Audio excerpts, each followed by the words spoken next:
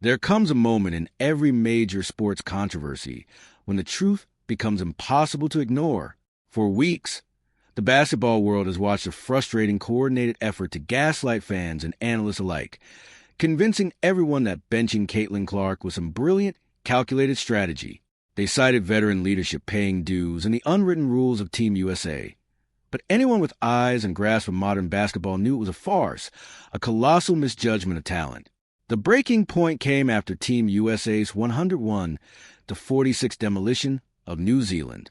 Interim head coach Nate Tibbetts spoke, cloaking his words in coach speak to shield fragile egos. But beneath the surface was as close to an admission of guilt as you'll ever hear. Now, it's time to dissect that press conference, strip away the political correctness, analyze the box score, and expose why the coaching staff is tangled in a mess of their own making. Caitlin Clark isn't just a starter. She's a foundation this roster needs. The scene is set. Clark finally starts. The basketball world exhales, yet the opening minutes against New Zealand reveal a slightly hesitant, disjointed offense. When Tibbetts addresses the press, he acknowledges this sluggishness, and the story behind it is only beginning. I think, early game, back-to-back, quick turnaround. We weren't great in the first quarter, and I thought the last three quarters we really stepped up, competed. I thought our second group came in and really set the tone for the. Listen to the phrasing. Tibbetts' words. We weren't great in the first quarter. I thought our second group came in and really set the tone. Instantly, mainstream media and clickbait outlets pounced, spinning it as a critique of Caitlin Clark, claiming the coach thought she failed in her first start. But anyone who understands the X's and O's knows the truth. Tibbetts isn't blaming Clark. He's exposing his own lineup mistake, starting the most lethal, high-octane, pace-pushing point guard in basketball history alongside another ball-dominant, methodical, slow-paced guard was a fundamental error. Caitlin Clark thrives in transition, lightning fast and explosive, while Chelsea Gray, a legend, operates in a half-court, grinded-out tempo. Putting them together creates a tactical contradiction, like asking a Ferrari to follow a tractor in a one-lane construction zone. Clark wants to push immediately, but the hierarchy forces her to defer. Spacing compresses. The New Zealand defense, which should have been panicked, gets to comfortably set up in a half-court, while the U.S. walks the ball up the floor. When Tibbetts says the first group didn't set the tone, he's right. But it isn't the players' talent at fault. It's the coaching staff, trying to appease veterans and the public simultaneously, creating a clunky, incompatible starting five that sabotaged the opening They tried minutes. to appease the veterans while simultaneously appeasing the public by starting Clark, and in doing so, they created a clunky, incompatible starting five. And that's what you want, right? You want that consistency from group to group. The first group didn't have it. They didn't set the tone. But the second group came out and did a really good job. The first group didn't have it. They didn't set the tone. But the second group came out and did a really good job. Let's break down that so-called rescue squad.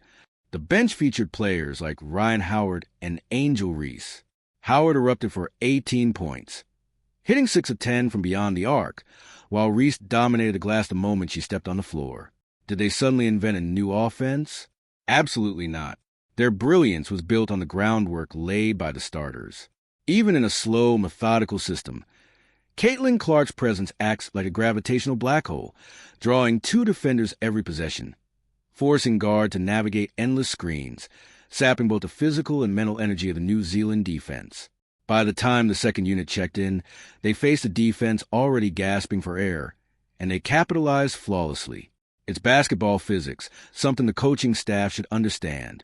Yet the most revealing moment came during the press conference, when a reporter asked Tibbetts directly about the disjointed offense, exposing internal confusion and mismanagement that plagued Team USA. About the disjointed offense. This tournament, and just talking to Kara and our coaching staff, it's not always easy for players to get into a rhythm when the coaches are messing with the lineups, and part of that is just seeing. It's not always easy for players to find a rhythm when the coaches are constantly tinkering with lineups. And there it is, out of the interim head coach's own mouth. They're messing with the lineups. That's the admission of guilt. With the WNBA season just months away and the team preparing for major international tournaments, the coaching staff is treating Team USA like a chaotic science experiment. You do not treat a generational talent like Caitlin Clark as a variable to test. She should be the undeniable foundation of the system, with every rotation built around her pace, vision, and spacing. The mistake was never that Clark wasn't ready to start. The mistake is the coach's fear of handing her the keys and upsetting the veteran hierarchy. They shuffle minutes and rotations in the name of politics, sacrificing offensive fluidity. But no matter how clunky the system, Clark's dominance cannot be suppressed. The box score tells a story. In 23 minutes, she scored 14 points, dished 6 assists, and did it with surgical efficiency, shooting 4 for 4 on 2-point attempts. When New Zealand forced her off the 3-point line, she didn't panic. She calmly attacked the paint, hit mid-range jumpers and floaters, evolving into a true 3-level scorer. Her plus-minus? A staggering plus 24.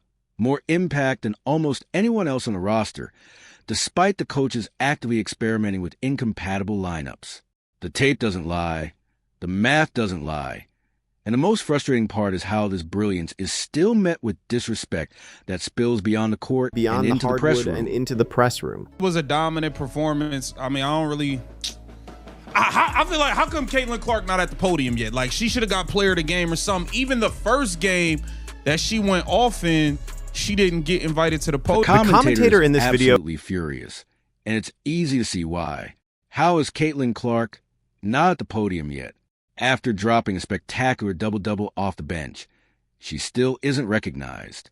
When she finally starts, scores 14 points, shoots 100% on 2-point attempts, and leads a 55-point blowout.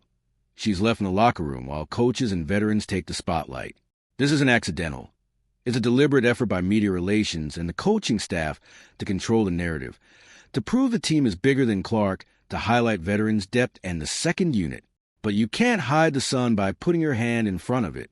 Clark doesn't need generic questions or a player of the game title to validate her greatness.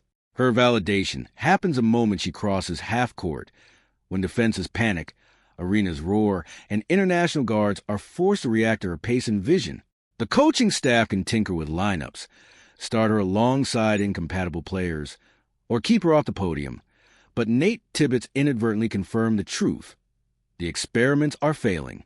The only time Team USA looks like an unstoppable, synchronized machine is when the ball is in Caitlin Clark's hands and she dictates the pace.